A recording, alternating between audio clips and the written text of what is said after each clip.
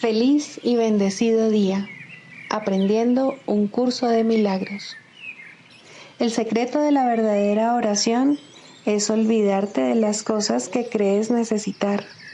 Pedir algo específico es igual que ver el pecado primero y luego perdonarlo. Del mismo modo, al orar pasas por alto tus necesidades específicas, tal como las ves, y las dejas en manos de Dios.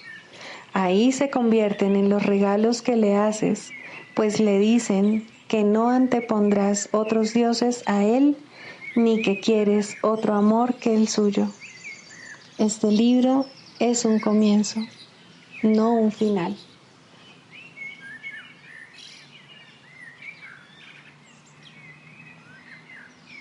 Del prefacio, que postula párrafo 2. El mundo de la percepción, por otra parte, es el mundo del tiempo, de los cambios, de los comienzos y de los finales. Se basa en interpretaciones, no en hechos. Es un mundo de nacimientos y muertes, basado en nuestra creencia en la escasez, en la pérdida, en la separación y en la muerte.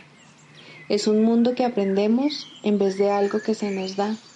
Es selectivo en cuanto al énfasis perceptual, inestable en su modo de operar e inexacto en sus interpretaciones.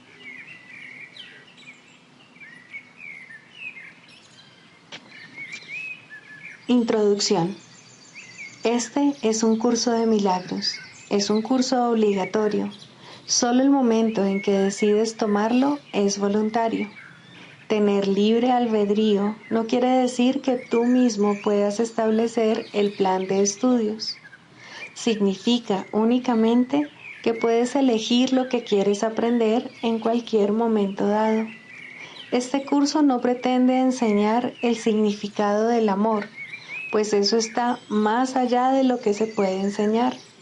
Pretende, no obstante, despejar los obstáculos que impiden experimentar la presencia del amor, el cual es tu herencia natural.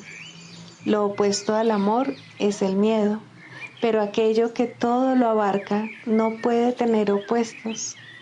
Este curso puede, por lo tanto, resumirse muy simplemente de la siguiente manera. Nada real puede ser amenazado. Nada irreal existe. En esto radica la paz de Dios.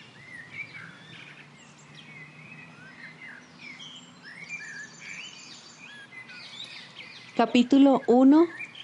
El significado de los milagros. Primero, principios de los milagros. Principio 46. El Espíritu Santo es el medio de comunicación más elevado. Los milagros no entrañan ese tipo de comunicación debido a que son medios temporales de comunicación. Cuando retornes a la forma original de comunicación con Dios por revelación directa, los milagros dejarán de ser necesarios.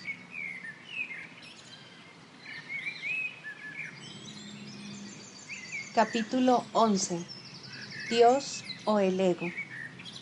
8. El problema y la respuesta. Este curso es muy simple.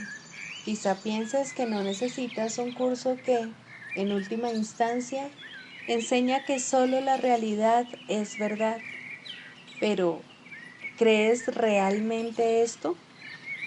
Cuando percibas el mundo real, reconocerás que no lo creías, mas la rapidez con la que tu nueva y única percepción real se convertirá en conocimiento no te dejará más que un instante en el que darte cuenta de que solamente eso es verdad. Y luego todo lo que inventaste pasará al olvido, lo bueno y lo malo, lo falso y lo verdadero, pues cuando el cielo y la tierra se vuelvan uno, dejarás de ver incluso el mundo real. El mundo no acabará destruido, sino que se convertirá en el cielo, Lo que constituye la reinterpretación del mundo es la transformación de toda percepción en conocimiento. La Biblia os dice que os volváis como niños. Los niños reconocen que no entienden lo que perciben y por lo tanto preguntan cuál es su significado.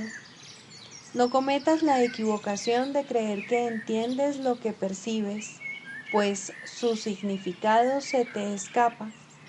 Mas el Espíritu Santo ha preservado su significado para ti, y si tú le permites que lo interprete, Él te devolverá lo que tú despreciaste. Sin embargo, mientras creas que sabes cuál es el significado de lo que percibes, no verás la necesidad de preguntárselo a Él. No sabes cuál es el significado de nada de lo que percibes, ni uno solo de los pensamientos que albergas es completamente verdadero. Reconocer esto sienta las bases para un buen comienzo. No es que estés desencaminado, es que no has aceptado ningún guía. De lo que más necesidad tienes es de aprender a percibir, pues no entiendes nada. Reconoce esto, pero no lo aceptes, pues el entendimiento es tu herencia. Las percepciones son algo que se aprende y ya dispones de un maestro, mas para estar dispuesto a aprender de él, tienes que estar dispuesto a poner en duda todo lo que aprendiste por tu cuenta, pues tú, que no te enseñaste a ti mismo bien, no deberías ser tu propio maestro. Solamente tú puedes privarte a ti mismo de la verdad. Dios, no obstante, no te negará la respuesta que Él dio. Pide, pues, lo que es tuyo, lo cual no es obra tuya, y no te defiendas contra la verdad. Tú ocasionaste el problema que Dios ha resuelto. Por lo tanto, hazte únicamente esta simple pregunta: ¿deseo el problema o la solución? Decídete por la solución y la tendrás, pues la verás como es y que ya dispones de ella. Tal vez te quejes de que este curso no es lo suficientemente específico como para poderlo entender y aplicar, mas tal vez no hayas hecho lo que específicamente propugna. Este no es un curso de especulación teórica, sino de aplicación práctica. Nada podría ser más específico que el que le digan a uno que si pide recibirá. El Espíritu Santo te dará la respuesta a cada problema específico mientras creas que los problemas son específicos. Su respuesta es a la vez una y muchas, mientras sigas creyendo que el que es uno es muchos.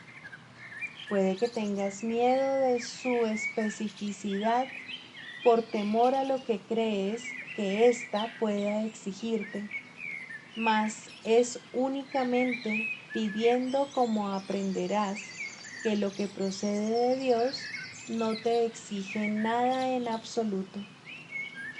Dios solo da, nunca quita. Cuando te niegas a pedir, es porque crees que pedir equivale a quitar en vez de compartir. El Espíritu Santo te dará solo lo que es tuyo sin pedirte nada a cambio, pues lo que es tuyo es todo lo que existe y lo compartes con Dios. Esa es su realidad. ¿Podría el Espíritu Santo, que solo dispone restituir, ser capaz de interpretar incorrectamente la pregunta que necesitas hacer para darte cuenta de su respuesta? Has oído la respuesta, pero no has comprendido bien la pregunta. ¿Crees que pedirle consejo al Espíritu Santo es pedir que se te prive de algo? Criatura de Dios, no entiendes a tu Padre. Crees en un mundo que arrebata, porque crees que arrebatando puedes obtener lo que quieres, y esa percepción te ha costado perder de vista el mundo real. Tienes miedo del mundo tal como lo ves, pero el mundo real sigue siendo tuyo solo con que lo pidas. No te lo niegues a ti mismo, pues únicamente puede liberarte. Nada que proceda de Dios puede esclavizar a su Hijo, a quien Él creó libre y cuya libertad está al amparo de su ser. Bienaventurado tú que estás dispuesto a pedirle la verdad a Dios sin miedo, pues sólo así podrás aprender que su respuesta es la liberación del miedo. Hermosa criatura de Dios, estás pidiendo solamente lo que te prometí. ¿Crees que yo te iba a engañar? El reino de los cielos está dentro de ti. Ten fe en que la verdad está en mí, porque yo sé que está en ti. Los hijos de Dios no tienen nada que no compartan. Pídele la verdad a cualquier hijo de Dios y me la habrás pedido a mí. Cada uno de nosotros tiene dentro de sí la respuesta para poder dársela a cualquiera que la pida. Pídele cualquier cosa al Hijo de Dios y su Padre te lo concederá, pues Cristo no se engaña con respecto a su Padre, ni su Padre se engaña con respecto a Cristo. No te engañes, pues, con respecto a tu hermano, y considera sus pensamientos amorosos como lo único que constituye su realidad, pues al negar que su mente esté dividida, sanarás la tuya. Acéptalo como su Padre lo acepta y cúrale en Cristo, pues Cristo es su curación, así como la tuya. Cristo es el Hijo de Dios que no está en modo alguno separado de su Padre y cuyos pensamientos son tan amorosos como el pensamiento de su Padre, mediante el cual fue creado. No te engañes con respecto al Hijo de Dios, pues si lo haces, no podrás sino engañarte inevitablemente con respecto a ti mismo. Y al engañarte con respecto a ti mismo, te engañarás con respecto a tu Padre, para quien cualquier engaño es imposible. En el mundo real no hay enfermedades, pues en él no hay separación ni división. En él solo se reconocen los pensamientos amorosos, puesto que todo el mundo dispone de tu ayuda. La ayuda de Dios va contigo a todas partes. A medida que, por el hecho de pedir esta ayuda, estés dispuesto a aceptarla, la ofrecerás porque la desearás. Nada estará fuera del alcance de tu poder sanador, porque nada que pidas te será negado. ¿Qué problema puede haber que no desaparezca en presencia de la respuesta de Dios?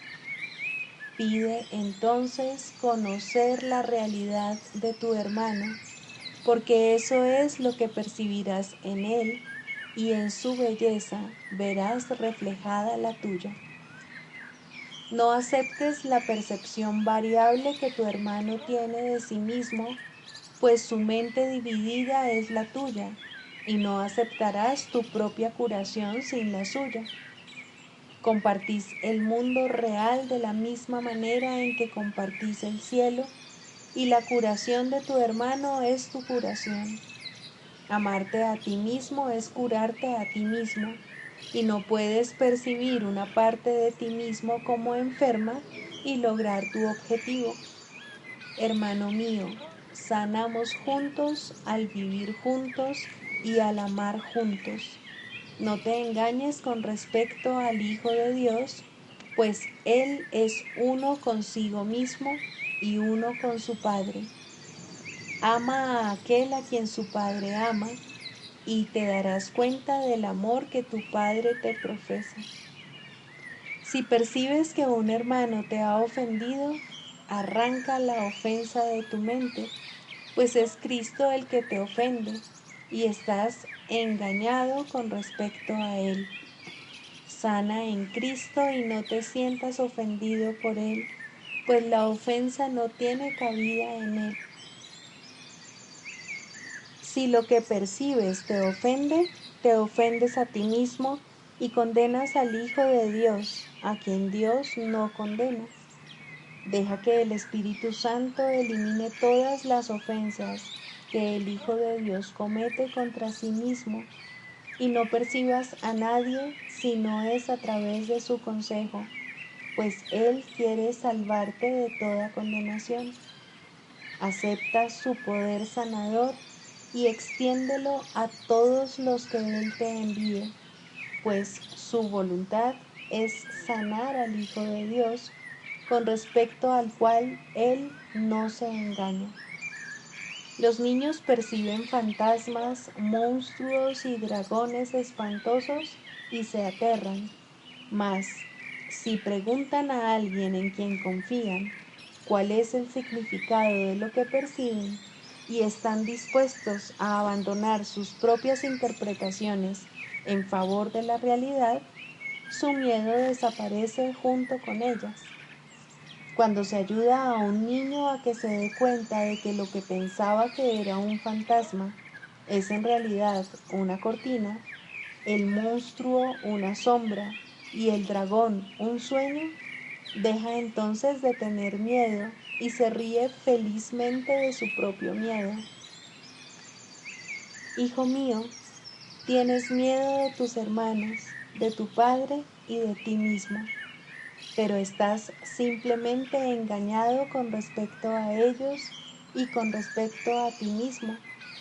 Pregúntale al maestro de la realidad lo que son ellos y lo que eres tú, y al escuchar su respuesta, tú también te reirás de tus miedos y los reemplazarás con la paz, pues el miedo no se encuentra en la realidad, sino en las mentes de aquellos niños que no entienden la realidad.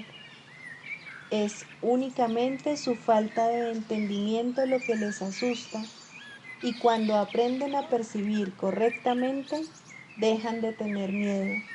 Y así, cuando vuelvan a tener miedo, preguntarán de nuevo cuál es la verdad. No es la realidad de tus hermanos, ni la de tu padre, ni la tuya lo que te asusta. No sabes lo que son, y debido a ello los percibes a ellos y a ti mismo como fantasmas, monstruos y dragones. Pregúntale cuál es su realidad a aquel que la conoce, y él te dirá lo que ellos son, pues tú no entiendes lo que ellos son, y puesto que estás engañado con respecto a lo que ves, necesitas la realidad para poder desvanecer tus miedos. ¿No intercambiarías tus miedos por la verdad, teniendo en cuenta que puedes lograrlo solo con pedirlo? Pues si Dios no está engañado con respecto a ti, únicamente tú puedes estar engañado con respecto a ti mismo. Puedes, no obstante, aprender del Espíritu Santo cuál es la verdad acerca de ti, y Él te enseñará que, al ser tú parte de Dios, el engaño no tiene cabida en ti. Cuando te percibas a ti mismo sin engaño alguno, aceptarás el mundo real en lugar del mundo falso que fabricaste. Y entonces tu Padre descenderá hasta ti y dará el último paso por ti, elevándote hasta Él.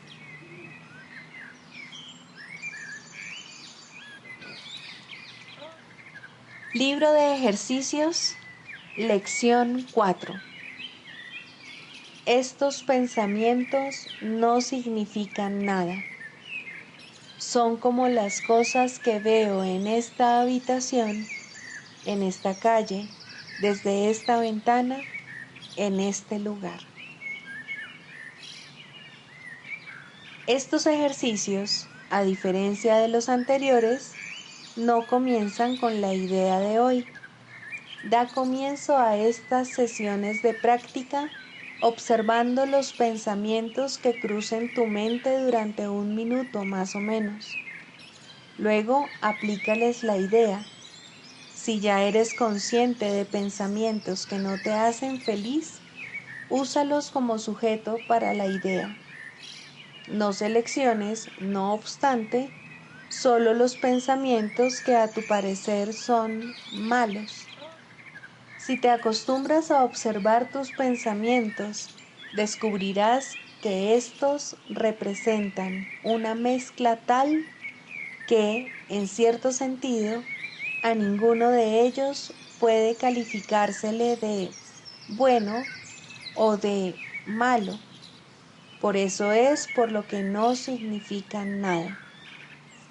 Al seleccionar los sujetos para la aplicación de la idea de hoy, se requiere la acostumbrada especificidad. No temas usar pensamientos buenos ni malos. Ninguno de ellos constituye tus pensamientos reales, los cuales se encuentran ocultos tras ellos. Los buenos no son sino sombras de lo que está más allá, y las sombras dificultan la visión. Los malos son obstáculos para la visión y por lo tanto te impiden ver. No te interesan ni unos ni otros. Este es un ejercicio importante y se repetirá de vez en cuando de forma ligeramente distinta. Nuestra meta es entrenarte en los primeros pasos hacia el objetivo de poder separar lo que no tiene significado de lo que sí lo tiene. Representa el primer esfuerzo en el objetivo a largo plazo de aprender a ver que lo que carece de significado se encuentra fuera de ti y lo significativo dentro. Es también el comienzo del entrenamiento que le permitirá a tu mente distinguir entre lo que es lo mismo y lo que es diferente.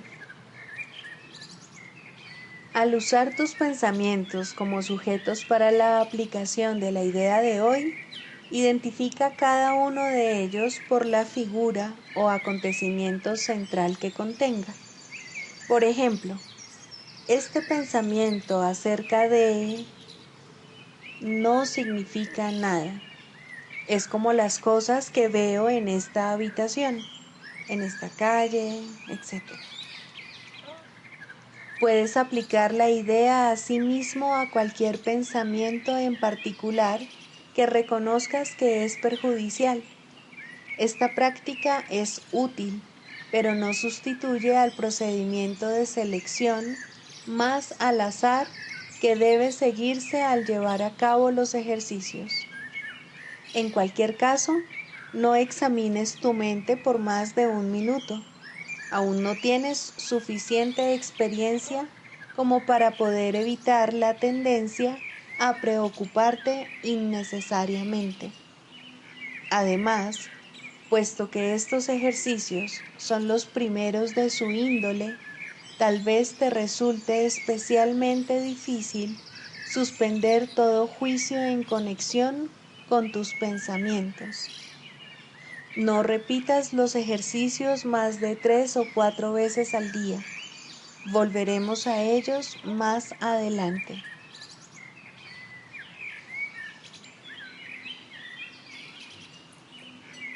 Manual para el maestro. 4.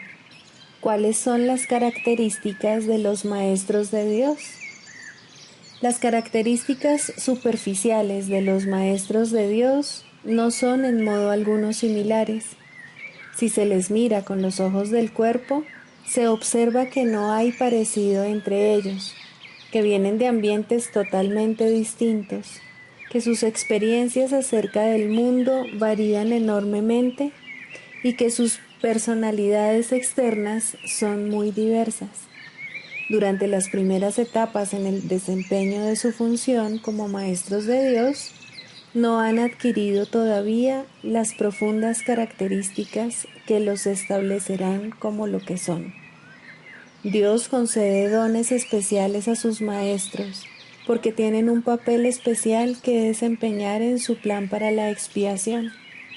El que sean especiales es, por supuesto, una condición estrictamente temporal, establecida en el tiempo a fin de que les lleve más allá de él. Estos dones especiales, nacidos de la relación santa hacia la que se encamina la situación de aprendizaje-enseñanza, se convierten en algo característico de todos los maestros de Dios que han progresado en su aprendizaje. Desde este punto de vista, todos son iguales. Cualquier diferencia entre los hijos de Dios es siempre temporal.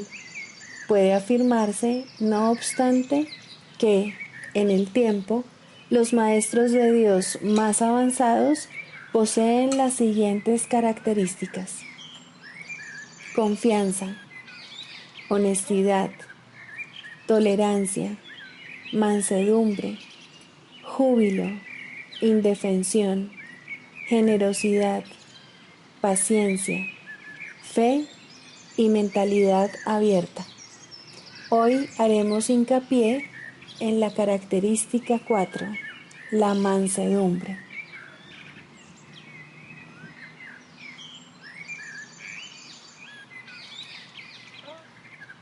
Del Manual para el Maestro, pregunta 4. ¿Cuáles son las características de los maestros de Dios? 4. Mansedumbre. Para los maestros de Dios, el daño es algo imposible. No pueden infligirlo ni sufrirlo. El daño es el resultado de juzgar. Es el acto deshonesto que sigue a un pensamiento deshonesto. Es un veredicto de culpabilidad contra un hermano y por ende contra uno mismo. Representa el fin de la paz y la negación del aprendizaje. Demuestra la ausencia del plan de aprendizaje de Dios y el hecho de haber sido sustituido por la demencia. Todo maestro de Dios tiene que aprender, y bastante pronto en su proceso de formación, que hacer daño borra completamente su función de su conciencia. Hacer daño le confundirá y le hará abrigar sospechas y sentir ira y temor. Hará que le resulte imposible aprender las lecciones del Espíritu Santo. Tampoco podrá oír al Maestro de Dios, quien solo puede ser oído por aquellos que se dan cuenta de que hacer daño, de hecho, no lleva a ninguna parte y de que nada provechoso puede proceder de ello. Los maestros de Dios, por lo tanto, son completamente mansos. Necesitan la fuerza de la mansedumbre, pues gracias a ella, la función de la salvación se vuelve fácil. Para los que hacen daño, llevar a cabo dicha función es imposible. Pero para quienes el daño no tiene significado, la función de la salvación es sencillamente algo natural. ¿Qué otra elección, sino esta, tiene sentido para el que está en su sano juicio? ¿Quién, de percibir un camino que conduce al cielo, elegiría el infierno? ¿Y quién elegiría la debilidad que irremediablemente resulta de hacer daño cuando puede elegir la fuerza infalible, todo abarcante e ilimitada de la mansedumbre? El poder de los maestros de Dios radica en su mansedumbre, pues han entendido que los pensamientos de maldad no emanan del Hijo de Dios ni de su Creador.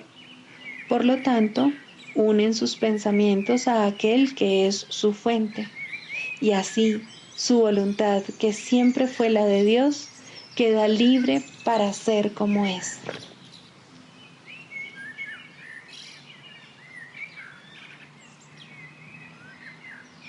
Clarificación de términos. Mente, espíritu. El término mente se utiliza para representar el principio activo del espíritu, el cual le suministra a éste su energía creativa. Cuando el término va con mayúscula, se refiere a Dios o a Cristo, es decir, a la mente de Dios o a la mente de Cristo. El espíritu es el pensamiento de Dios que Él creó semejante a sí mismo. El espíritu unificado es el único Hijo de Dios o Cristo. En este mundo, puesto que la mente está dividida, los hijos de Dios parecen estar separados. Sus mentes, asimismo, no parecen estar unidas. En ese estado ilusorio, el concepto de una mente individual parece tener sentido. En el curso, por lo tanto, se describe a la mente como si consistiera de dos partes, el espíritu y el ego. El espíritu es la parte que aún se mantiene en contacto con Dios a través del Espíritu Santo, quien, aunque mora en esa parte, también ve la otra. No se usa el término alma, excepto en citas directas de la Biblia, por ser un término sumamente polémico. En cualquier caso, sería un equivalente de espíritu, entendiéndose que, al formar parte del ámbito de Dios, es eterna y nunca nació. La otra parte de la mente es completamente ilusoria y solo teje ilusiones. El espíritu conserva su potencial creativo, pero su voluntad, que es la de Dios, parecerá estar cautiva mientras la mente no esté unificada. La creación continúa imperturbable porque esa es la voluntad de Dios. Dicha voluntad está siempre unificada y por lo tanto no tiene significado en este mundo, no tiene grados ni opuestos. La mente puede gozar de rectitud o estar errada dependiendo de la voz que escuche. La mentalidad recta escucha al Espíritu Santo, perdona al mundo y en su lugar ve el mundo real a través de la visión de Cristo. Esta es la visión final, la última percepción, la condición en la que Dios mismo da el paso final. Ahí, al tiempo y a lo ilusorio les llega su fin. La mentalidad errada escucha al ego y teje ilusiones, percibe el pecado, justifica la ira y considera que la culpabilidad, la enfermedad y la muerte son reales. Tanto este mundo como el mundo real son ilusorios, pues la mentalidad recta simplemente pasa por alto o perdona lo que nunca ocurrió. Por lo tanto, la mentalidad recta no es la mentalidad uno de la mente de Cristo, cuya voluntad es una con la de Dios. La única libertad que aún nos queda en este mundo es la libertad de elegir, y la elección es siempre entre dos alternativas o dos voces. La voluntad no está involucrada en la percepción a ningún nivel y no tiene nada que ver con el proceso de elegir. La conciencia es el mecanismo receptor, el cual recibe mensajes tanto del plano superior como del inferior, del Espíritu Santo o del ego. La conciencia tiene niveles y puede cambiar drásticamente de uno a otro, pero no puede trascender el dominio de lo perceptual. En su nivel más elevado, se vuelve consciente del mundo real y puede ser entrenada para hacer eso cada vez con mayor frecuencia. Sin embargo, el hecho mismo de que tenga niveles y de que pueda ser entrenada demuestra que no puede alcanzar el conocimiento.